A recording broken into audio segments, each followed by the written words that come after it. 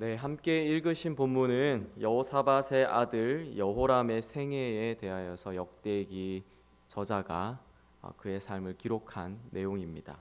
읽으신 대로 역대기 저자는 여호람을 긍정적으로 평가하고 있지 않습니다. 그의 삶의 어느 한 부분에서도 선한 것을 발견할 수가 없습니다. 3절에 보면 그의 아버지 여호사밧이 여호람의 아들들에게는 은금과 보물과 유다 견고한 성읍들을 선물로 후히 주었고 여호람은 장자이기 때문에 왕위를 주었다라고 기록하고 있습니다. 여호람은 아버지 여호사밧이 죽기 전 5년 동안 함께 공동으로 유다를 통치했었습니다. 아버지 여호사밧으로부터 앞으로 유다 왕국을 이끌어갈 후계자 수업을 받은 것입니다. 아버지 여호사밧이 여호람과 함께 공동 통치를 했다는 것은 여러 아들들 중에서 장자인 여호람을 자신을 이을 왕으로 이미 선택했다는 의미로 이해할 수도 있을 것입니다. 선왕으로서 이런 방식을 선택했던 것은 어떻게 보면 지혜로운 결정이었다고 말할 수도 있을 것입니다. 왜냐하면 자신이 살아있을 때에 미리 후계자를 정해놓으면 사후에 아들들끼리 왕권을 두고 싸울 일이 없기 때문입니다. 그래서 여호사밧은 다른 아들들을 서운해하지 않도록 많은 재산을 또 성읍을 후하게 주었다라고 기록하고 있습니다. 그렇게 여호사밧이 죽고 드디어 여호람 혼자 이제 유다 왕국을 다스리게 되었습니다. 그리고 그가 권력의 최고의 정점에 올랐을 때에 그가 가장 먼저 했던 일이 무엇입니까? 그것은 모든 동생들과 이스라엘 방백들 중 몇 사람을 죽인 일이었습니다. 사실 저는 이 점이 좀 의아합니다. 왜냐하면 5년 동안 공동 통치를 하면서 자연스럽게 왕권이 자신에게 이양되었을 것이기 때문입니다. 또 그 과정에서 신하들도 자신을 따르게 되었을 것인데 왜 여호람이 이렇게 극단적인 선택을 했을까 좀 의문이 있습니다. 역대기 저자뿐만 아니라 열왕기서의 저자도 그 이유를 구체적으로 기록하고 있지는 않습니다. 그러나 우리가 상식적으로 추측해 본다면 그것은 아마도 어쩌면 욕심 때문이라고 생각할 수도 있을 것 같습니다. 자신은 아버지로부터 왕위를 물려받았음에도 불구하고 동생들의 수많은 재산과 견고한 성읍들이 탐이 나서 그랬을지도 모릅니다. 그래서 동생들을 죽이면 그 많은 재산들과 견고한 성읍들을 자신이 뺏을 수 있기 때문입니다.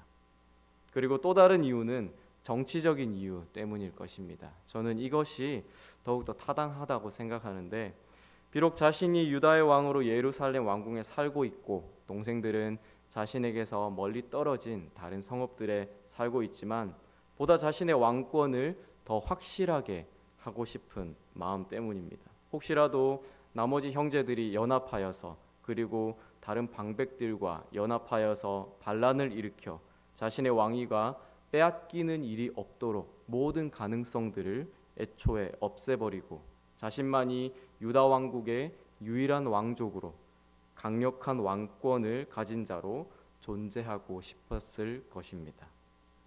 무엇이 여호람을 이렇게 잔인하고 비상식적이며 비도덕적으로 행동하도록 격동한 것일까요? 도대체 그의 마음에 무엇이 있었기에 그가 이렇게 동생들과 이스라엘 방백들을 죽여가면서까지 그의 통치를 시작했을까요?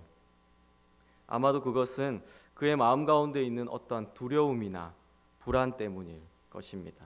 동생들과 방백들이 연합하여서 혹시나 반란을 일으키지는 않을까 하는 두려움, 그래서 내 왕권이 흔들리지는 않을까 하는 불안입니다. 그래서 여호람은 자신의 두려움을 잠재우고 불안을 극복하기 위해서 눈앞에 있는 위험 요소들을 자신이 갖고 있는 힘, 자신이 갖고 있는 권력을 통해서 하나씩 제거해 가고 있는 것입니다. 이렇게 여호람은 자신의 정치적인 권력으로 동생들과 일부 방백들을 제거하면 다들 두려워서 아무도 자신의 왕권에 도전하지 않을 것이니 앞으로 안심하고 통치할 수 있을 것이라 생각했을 것입니다.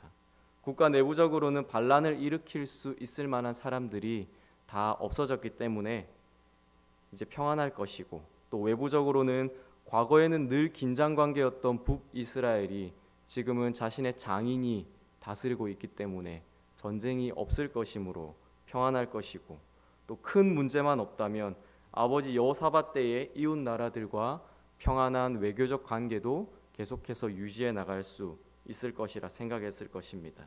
그렇게 여호람은 평화의 시대를 아마도 기대했을 것입니다. 그런데 여호람은 자신의 힘으로 만들어내고자 했던 이 평화가 자신이 아닌 다른 힘들에 의해서 깨어지는 것들을 경험하게 됩니다. 8절에서부터 보면 에돔이 배반하여 유다의 지배하에서 벗어나 자기 위에 왕을 세웠다라고 기록하고 있습니다. 원래 에돔은 유다의 종속국이었습니다. 에돔은 유다의 영향 아래에 있었던 것입니다. 그런데 그런 에돔이 유다를 상대로 독립을 선포하고 이제는 우리의 왕을 갖겠다라고 말하는 것입니다. 그래서 여호람이 그런 에돔의 반란을 제압하기 위해서 지휘관들과 모든 병거를 이끌고 출정합니다.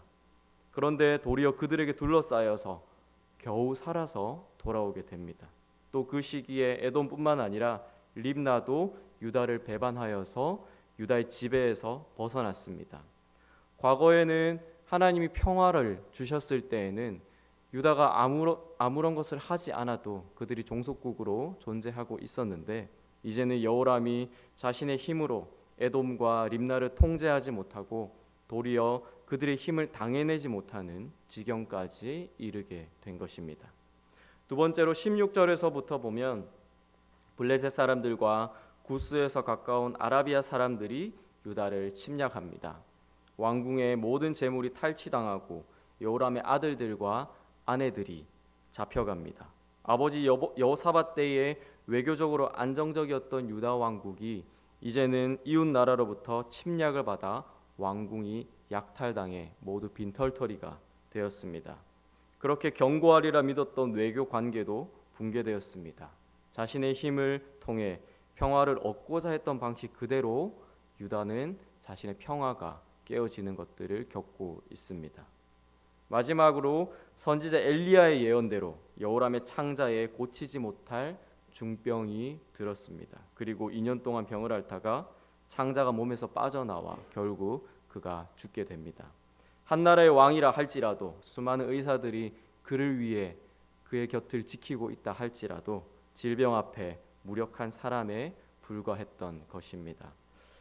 역대기 저자는 마지막에 그의 죽음을 한 줄로 이렇게 평가합니다. 아끼는 자 없이, 그의 죽음을 슬프게 여기는 사람도 없이 세상을 떠났다.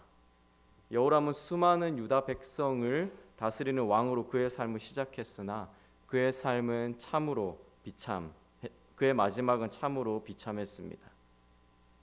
성경은 말씀합니다. 그가 이스라엘 왕들의 길로 행하여 아합의 집과 같이 하였다. 유다와 예루살렘 주민들을 음행하게 하였다. 그가 여호와 보시기에 악을 행하였다. 그가 그의 조상들의 하나님 여호와를 버렸다. 아버지 여호사밧의 길과 유다 왕 아사의 길로 행하지 아니하였다. 너의 아비 집에서 너보다 착한 아우들을 죽였다. 그래서 여호와가 큰 재앙으로 치실 것이다.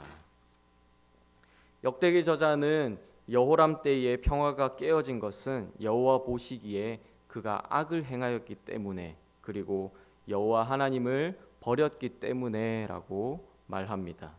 자신의 힘으로 평화로운 왕국을 만들어 보려고 했으나 자기보다 더 강한 힘에 의해 그 평화가 깨어졌습니다.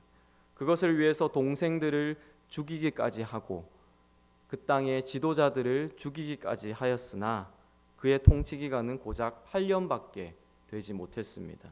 그렇게 주변의 나라들뿐만 아니라 가장 큰 힘을 갖고 계시는 열방을 다스리시는 보이지 않는 여호와 하나님의 손에 의해 여호람 자신의 삶뿐만 아니라 유다 왕국도 심판을 받고 평화를 잃어버렸습니다.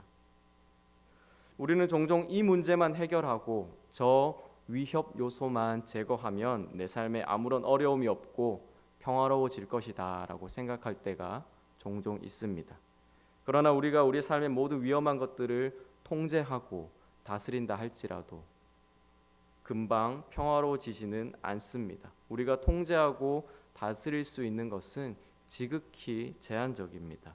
아무리 완벽하게 한다고 하여도 우리가 모르는 것, 우리가 미처 인식하지 못하는 것, 우리 눈에 보이지 않는 것들은 언제 어디서든 우리 삶에 다시 나타나게 됩니다. 그러나 우리가 역대기를 통해서 계속해서 보게 되고 또 깨닫게 되는 것은 하나님을 믿고 의지할 때, 그래서 하나님께서 우리의 삶을 다스리고 통치하실 때 비로소 우리의 삶에 평화가 또 평안이 하나님의 형통함이 있게 된다는 것입니다.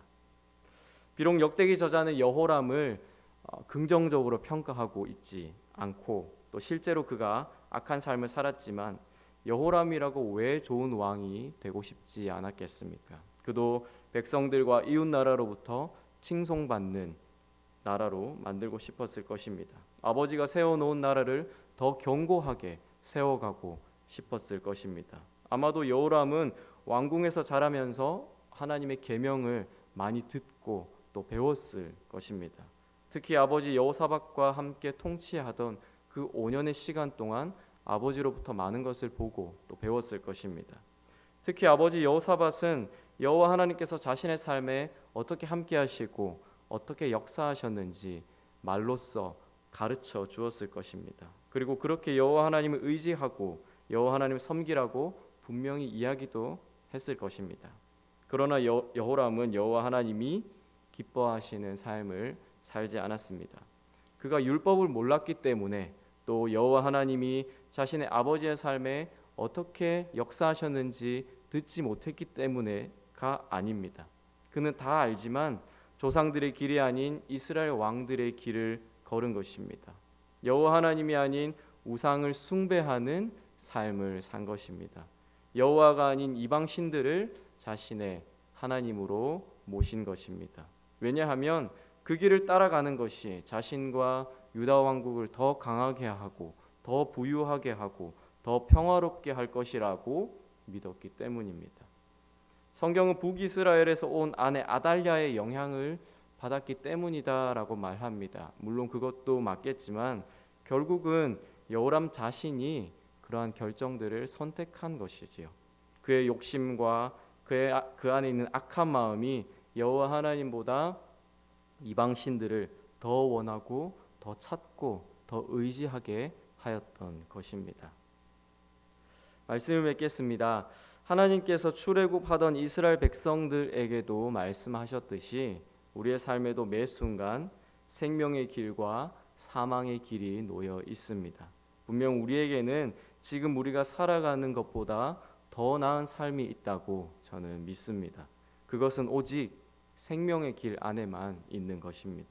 그것은 성경이 말하는 여호사밧의 길, 아사의 길, 또 솔로몬의 길, 그리고 다윗의 길을 따르는 것입니다. 그것은 여호와 하나님의 말씀을 지켜 행하는 것이고 여호와를 버리지 않고 의지하는 삶이며 여호와 하나님을 경외하는 삶입니다. 하나님의 자리에 다른 것이 아닌 여호와를 두는 삶입니다. 하나님 안에서 그분의 다스림을 받고 그분의 통치 안에서 살아가는 삶인 것입니다. 우리 삶 가운데서 세상의 것들이 아주 달콤하고 아름다운 장밋빛 미래를 약속한다 할지라도 또 내가 내 삶의 주인이 되고자 하는 욕심이 내 마음 가운데서 매 순간순간 일어난다 할지라도 우리를 창조하시고 또 기르시며 지금 이 순간에도 우리와 함께 하시고 선한 길로 인도하시는 그 하나님을 우리가 온전히 신뢰할 수 있기를 바랍니다. 그 하나님께 우리 삶의 모든 것을 맡겨드릴 수 있기를 바랍니다. 그때에 우리가 폭풍 가운데 있다 할지라도 우리가 전쟁 중에 있다 할지라도 평화의 하나님께서 우리와 함께 하심으로 우리의 삶에 그분의 평화, 그분의 완전함, 바로 그분의 샬롬을 이루실 것입니다.